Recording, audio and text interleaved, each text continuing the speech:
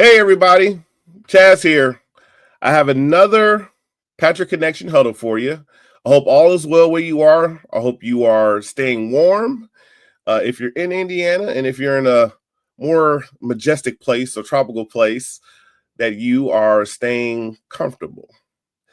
That being said, I am so excited about this episode. I have another great veteran that I'm going to introduce you to today. And so, that being said, I'm gonna go ahead and bring Adam up to the screen. And welcome to the show, Adam. We're glad to have you. And before I begin, because you're not gonna get the ticker on, give everybody kind of an introduction as far as who you are and what great things you're doing currently. Yeah, thank you so much. Hey, I really appreciate it. I'm excited to be here. Really appreciate the invitation. So my name is Adam Buehler. I live in Bloomington. I work for a defense contractor, Amentum, down at NSWC Crane, southwest of Bloomington. I've been in total now 21 years as of July 31st. I enlisted into the Indiana Army Guard as a medic into the 150 FA here in Bloomington. I did ROTC at IU. Graduated, got commissioned as an engineer officer, went active duty out at Fort Carson, Colorado Springs for 3 years, in 3rd Brigade, 4th ID. Deployed from there, came back, and then came back to Indiana. Lived in the Indy area for a little bit, worked at Rolls-Royce, back in the Indiana Army Guard. And then my wife and I came back to Bloomington, where she was from, to be close to family. We had our first daughter then, and so worked at Cattle here in Bloomington. And then switched over to the Indiana Air Guard. I'm in the 181st right now in Terre Haute. So been there since 2018. Yep, as a logistics officer and now as the EO director. And then got the job down at Crane in 2019. And yeah, here we are. Fantastic. Well, great introduction. You hit a lot of the main points on as far as the military service. So we appreciate you, telling us the story as far as how you transitioned, definitely from the guard part to the active, and then obviously continuing service within the state. So that's awesome. So here's one of the things I was going to ask you. How did you think your military service helped you transition to the person you are today? Yeah, that is such a good question. I just had a conversation this morning with a colleague. As a member of the military, for me at least, my story is all about people. It's about leading soldiers, about leading airmen, and really just being there for them. And there are so many aspects of military service that service members take for granted. The ability to take orders, the ability to follow directions, the ability to pay attention to detail. Mm-hmm. And those things are very important. But in my opinion, in the business world today or in any industry, really caring for people and taking care of people, obviously in leadership positions, but just your peers, right? And just being there for people.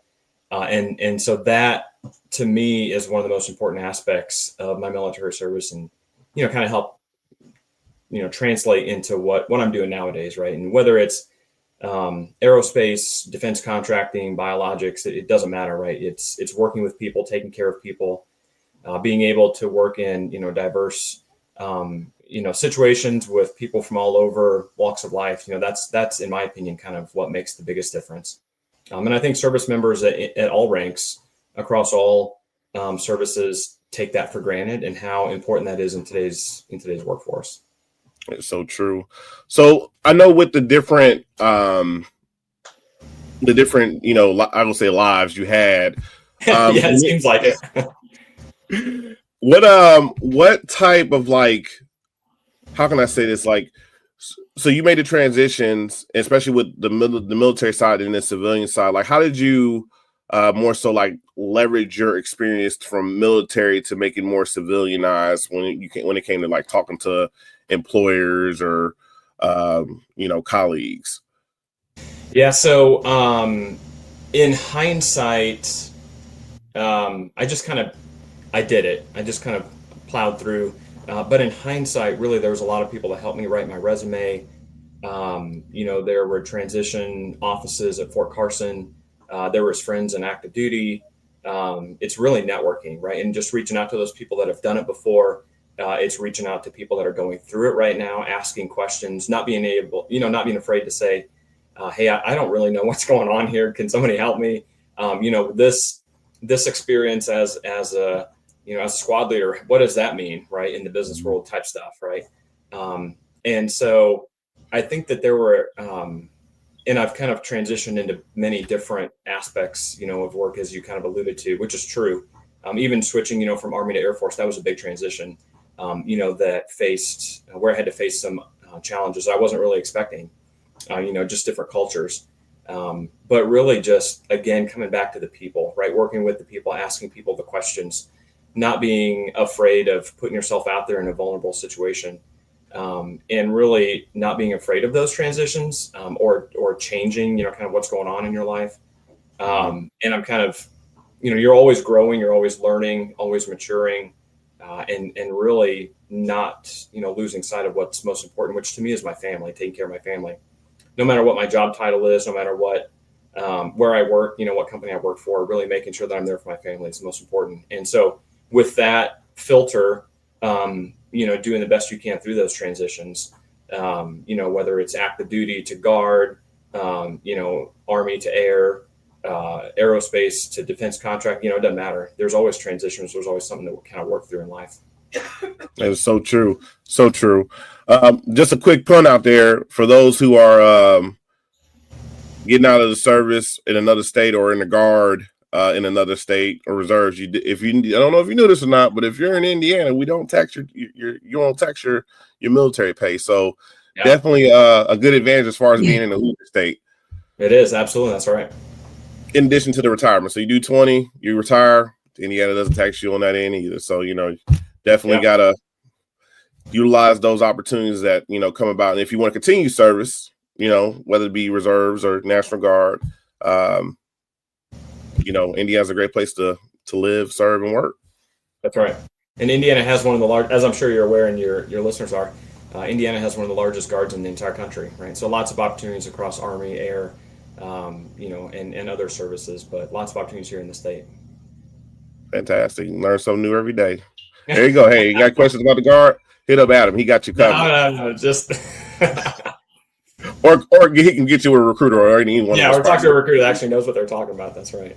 Yeah, for sure. So I guess with your experience, going from guard to active and then kind of going back into the, the whole reserve component or guard component, what are some like major things that you could share with maybe like junior soldiers or or airmen or Marines about, really kind of transitioning? How can they best prep themselves up, to be successful in that? Yeah, that is so important, right? So when we think about service members, kind of back to an earlier point of the discussion, service members bring so much to the table. I'm a hiring manager now. I oversee hiring managers, and there are so many things that when we see a resume of a service member, it's just understood, right? And so being able to take direction, again, attention to detail, there's a lot of things that just kind of come with the package of a transitioning service member, into the civilian workforce. Number one. Number two, a service member really needs to be able to speak to those things, because while it comes across as in a resume, transitioning service members really have to be able to say, hey, I led troops in combat, and that's what this means. It means that I care about people, that I take orders and I execute orders, so, and to be able to do that, you got to have a network. You might go to a class, you might reach out to INvets, you might network, so you bring service members bring a certain level, and a certain understood set of skills, right, to the civilian workforce, which is half the battle. But then the other half of the battle is being able to communicate clearly and effectively what that means, and why an employer should care. They should know, an employer should know and have a basic understanding, but it's really on the service member to be able to clearly communicate that. And so I've learned that. I had so much help, so many hiring managers, other friends, family, be able to kind of help me through that process. But being able to really clearly communicate whatever your experience is, Even if it's a truck driver, an infantryman, it does not matter. There are certain skills that are so valuable in today's workforce that a lot of employers will jump at, right? But it's on the service member to be able to clearly communicate that. I think number two, what I've learned and my resume and, kind of how we talked about it kind of shows that I'm not an expert in anything, right? And what I bring to the table is leadership and experience, leading people.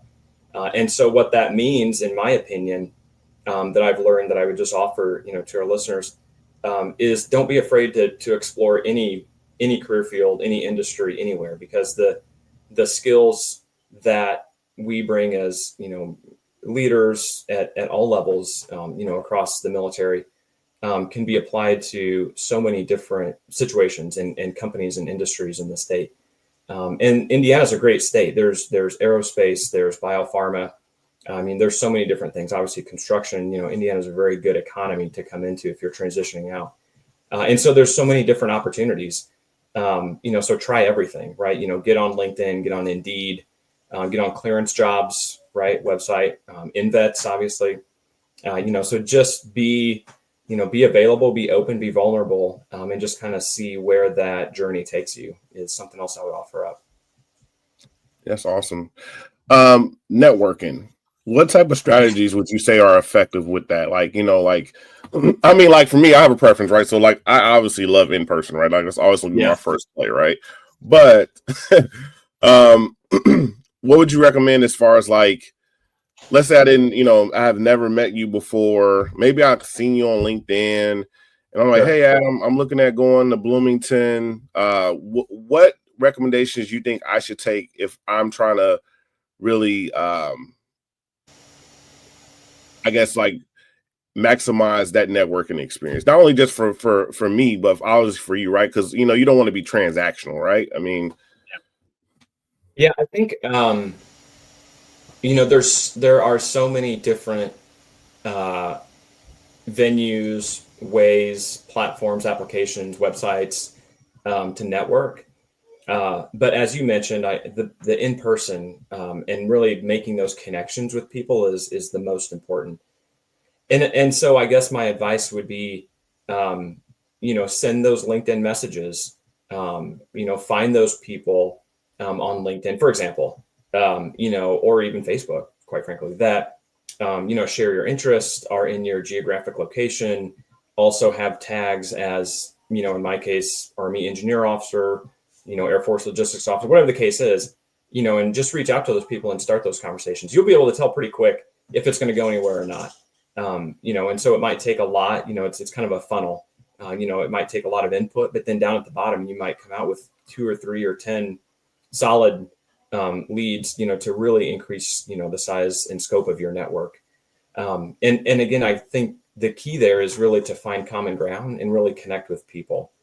And service members in general have a very easy connection, no matter what branch of service, we came out of. And so there's just a lot in common there to be able to reach across and have those conversations on. And so networking is kind of one of those things where it's like, well, yeah, I'm going to network, but then it kind of gets overwhelming when you try to jump into it, right? And there's only so many hours in a day, and it's not meant to be an overwhelming kind of thing. It can be, in my opinion, but whether it's LinkedIn or wherever you feel most comfortable, I think that's kind of where you need to go. I will share personal experience. When my wife and I were still at Fort Carson, coming off active duty, we didn't know where to go, what to do. So I did my captain's career course at Fort Leonard Wood in Missouri. And it was actually my wife's network. It was one of her best friends from college here at IU. Her husband worked at Rolls-Royce, and I knew him, but I didn't really know him at all. And so, he and I had a conversation, and then he's the guy that actually, kind of pointed me in the direction of my first civilian job coming off active duty. And, had I been afraid or nervous or like, well, I don't really know who this guy is, I knew who he was, obviously, but it wasn't like a close friend or confidant, so really just put yourself out there, make yourself available, vulnerable, just initiate those conversations. You never know what might happen. That is true. And most people want to help you out, right? That's exactly right. Even in just people, but even more so in the veteran space or just in general, you want to help other people out succeed in their goals. for Exactly. sure. That's right.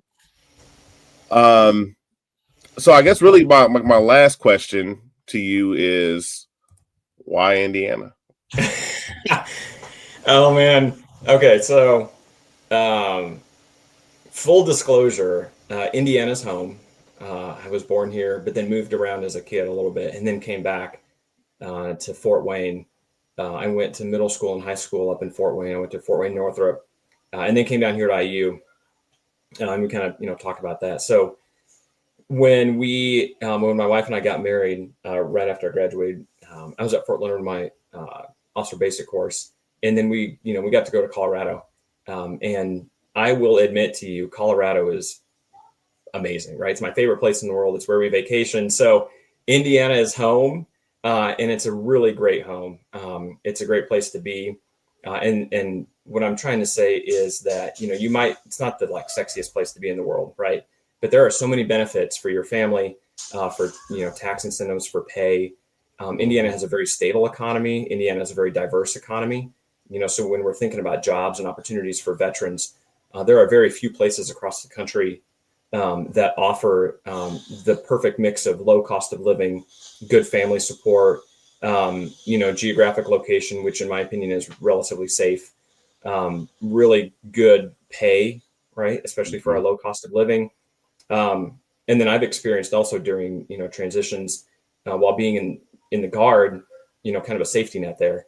So there was a time when I was in between jobs and I went on, orders out in Terre Haute at the 181st for a little while. And that was so helpful, right? And, so that in my opinion, that perfect mixture of everything that, when you're in college, you might not think about, when you're transitioning off active duty, you might not think about. But there are so many great aspects that Indiana has that are very, very tangible and helpful when we're talking about, transitioning. And then, quite frankly, it's a really good place to be. I live in Bloomington.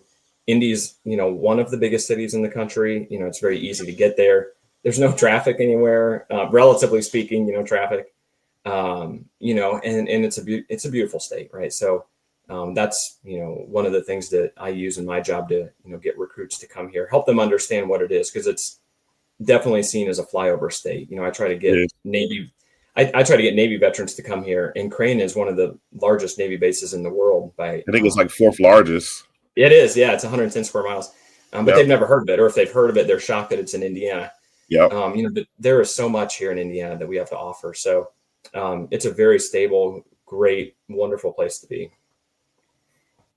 Fantastic. Well, I hate to throw one more question to you, but it's only fitting because we, obviously tying everything in. So, what are your 3 top things or places you like to do in Indiana? So, my wife and 2 daughters and I were very outdoors, so hiking, camping, that kind of thing. So we frequent, our state parks. So my favorite state park is Spring Mill, down in Mitchell. That's a favorite for sure. The amazing, Pioneer Village they've got there. They got really cool stuff in the wintertime and Christmas, that kind of thing. And just kind of being outside and hiking and having all the availability of, the state forests, that we've got around the state. We take advantage of that all the time. And then I love the zoo. The Indy Zoo is really fun.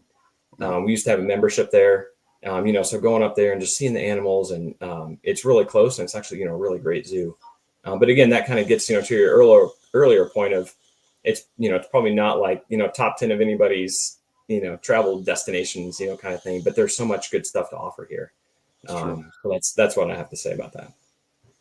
What was the last place or thing? You said the zoo? The zoo, park, and then like our state forest, and then, the zoo. So, and then hiking. And Spring Mill, hiking, yeah. Okay. All right, fantastic. Well, thank you for sharing your story and experience and all about all the things you have done. And additionally, can't forget, want to thank you for your service to our country, to our state, and obviously in the defense industry, still continuing on helping our nation in that way. That being said, well, everyone, you have experienced this great session between Adam and I. And so that being said, You've heard from a great Hoosier, someone who came, we call them boomerangs, who came, went somewhere else and came back. Definitely a testament to why Indiana is such a great state. So until next time, take care, be well, and see you soon. A thriving job market and low cost of living, plus a wide range of veteran benefits, make Indiana the perfect place for veterans of the United States military to call home. INvets can help you find that home. We're an organization started by veterans to help former service members transition to civilian life in our state. INvets can help you find the community with the career opportunities, housing, schools, and amenities that fit your lifestyle. To learn more about INvets, visit us at invets.org today.